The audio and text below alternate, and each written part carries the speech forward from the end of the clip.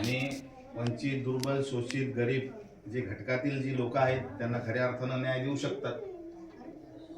आणि आपण त्यांना चांगल्या पद्धतीने जर का प्लॅटफॉर्म करून दिला त्या ठिकाणी ते आपलं जे काय 32 वर्षाचं जे काय एक्सपिरियन्स आहे, अनुभव आहे, सामाजिक अनुभव असून द्या, फील्डवरचा अनुभव असून द्या, या कामाचा त्या ठिकाणी अनुभव असून द्या, तो समाजाला कुठेतरी कामी पडेल आणि समाजाचं त्या ठिकाणी कल्याण होईल, भलं होईल. समाज ज्या पद्धतीने आपल्याकडे बघत आहे की जसं शिक्षक असून द्या, वकील असून द्या, डॉक्टर असून द्या, अधिकारी वर्ग असून द्या किंवा कोणताही सरकारी कर्मचारी असू द्या, बरोबर, त्याच्याकडे लोक 4-5 लोक 10-15 लोक उभे राहतात ऐकण्यासाठी. जर ते आउट ऑफ विभागातील असतील तर त्यांच्यासोबत कोणी उभा राहत नाही, त्यांचं कोणी 4 लोक ऐकत नाहीत. म्हणून तो आपल्याला बेनिफिट आहे अशा सुशिक्षित वर्गाचा की आपण त्यांच्या माध्यमातून ऐकून समाजाचं त्या ठिकाणी कल्याण करू शकतो, समाजाचा उत्कर्ष आपण त्या माध्यमातून करू शकतो. तर हीच माझी आज प्रामाणिक इच्छा आहे आजच्या या कार्यक्रमाच्या निमित्तानं चव्हाण साहेबांना, की आपण येणाऱ्या काळामध्ये समाजाच्या उत्कर्षासाठी, समाजावरती जो वारंवार अन्याय आणि अत्याचार होत आहे त्याला कुठेतरी मात करण्यासाठी आपलं योगदान त्या ठिकाणी लागणार आहे. आपण तन मन धनाने, बुद्धी, हुनर या सगळ्या गोष्टीचा त्या ठिकाणी उपयोग करून आपण ते समाजाला जे काय देणं लागतं, घरी बसून चालणार नाही. आपल्याला ज्या 108 वर्षाचा जो फुले शाहू आंबेडकरचा जो संघर्ष झाला आणि भारतीय संविधानाच्या माध्यमातून हे आपल्याला मिळाले, याची जाणीव कायम असली पाहिजे. आता हे जे काय पेन्शन भेटणार आहे ही त्यांचीच देण आहे, नोकरी भेटली त्यांचीच देण आहे, आपल्या घराचा विकास केला त्यांचीच देण आहे, बरोबर आहे ना. मग त्यांचं काम कोण करणार?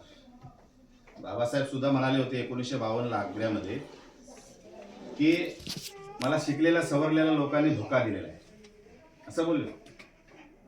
तर ज्या बाबासाहेबांनी सगळ्यांना शिक्षणाचा अधिकार दिला ते असं का म्हणाले? कारण ते स्वतःचीच पोटं भरायला लागली, स्वतःच कल्याण करायला लागले. बाबासाहेब म्हणाले याच्यासाठी नव्हते बोलले की स्वतःचाच उद्धार करा, स्वतःच कल्याण करा, स्वतःचाच विकास करा, अजिबात नाही. ते बोलले समाजात जा, जे अशिक्षित घटक आहे, गरीब घटक आहे, शोषित आहे, पीडित आहे, त्यांना जाऊन तुम्ही सांगा, त्यांना घडवा, त्यांना सुद्धा पायावरती उभा करण्याची ताकद तुम्ही निर्माण करा. कारण तुम्हाला शिक्षण दिलं, तुम्हाला मी मजबूत केलं. आणि आपली लोक संत गाडगेबाबा महाराज पण म्हणतात, बाल्या बाल्याची बायको, बाल्याची 10 बाय 10ची खोली. तो इतकंच बघतो आणि झालं त्याचं काम. अरे कुठे बघायचं, समाजसेवेचं कुठं काम करायचं, आपलं भलं होतंय ना, आपलं होतंय ना, असं त्या ठिकाणी चालतं. पण कधी असं केलेला व्यक्ती त्याला स्वार्थी म्हटलं जातं. मग त्याच्यावर जेव्हा वेळ येते तेव्हा कोणता समाज उभा राहत नाही. तू राहिला होता का वेळेवर? उभा नव्हता राहिला, तुझ्यासाठी का उभा राहायचा? काय कारण आहे? तू काय समाजासाठी कुठे झिजलास का? थोडा तरी वेळ काढून आलास का? समाज त्याला त्या ठिकाणी उत्तर देतो. अनुभव आहेत कितीतरी असे.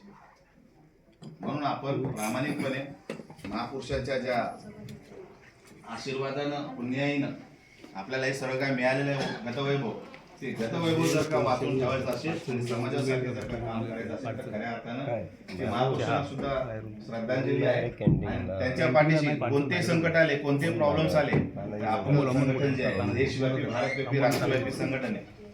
32 राज्यामध्ये, 625 जिल्ह्यामध्ये, 22,000 ब्लॉकमध्ये, 45,000 तहसीलमध्ये, जवळजवळ 2.5 लाख गावापर्यंत संघटन पोहोचलेले बाबांचे.